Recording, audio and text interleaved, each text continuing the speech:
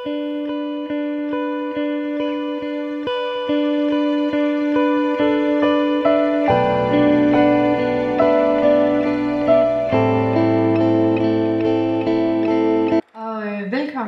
til jer. Vi har fået besøg af os 2 eksperter, Louise fra Sjögren og Sandra Wu. Velkommen her. Tak for det. Stiller jeg det første spørgsmål.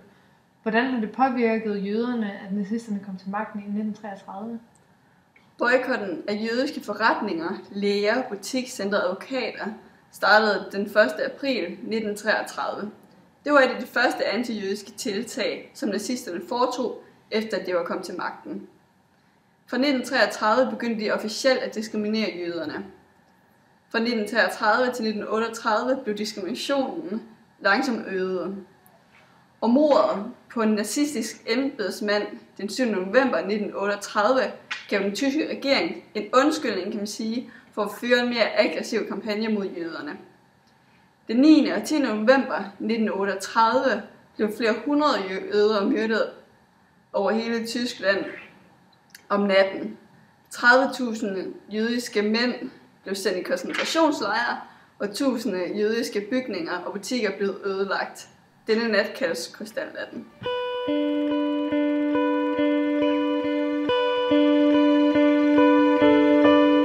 Et spørgsmål til dig, Sandra. Hvordan fremkommer det, at jøderne ikke var velkomne i NSDAP?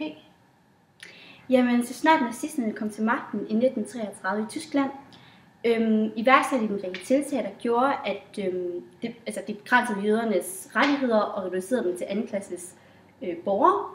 De blev i stadig større grad udelukket fra resten af samfundet. Tredje spørgsmål til dig, Sandra. Ja. Hvordan fremkommer jødernes status i samfundet i NSDAP's 25-punktprogram fra 1920? Ja, men i programmet, der nævner de jo selv, kun folkefæller kan være statsborger, og folkefæller er den, der har tysk blod, uanset religion, og kun statsborger kan være offentlige ansatte.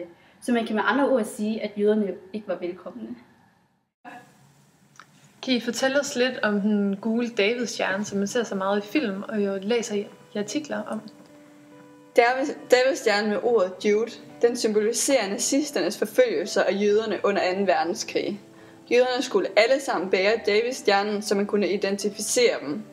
Det var sådan, at alle jøder over 6 år i Tyskland skulle bære denne gule Davidstjerne. Stjernen blev derudover også indført i de lande, Tyskland besatte, såsom Holland, Belgien, Bulgarien og Frankrig. Jøderne, som bar stjernen, blev sendt ind til koncentrationslejre, hvor de fleste blev gasset til døde.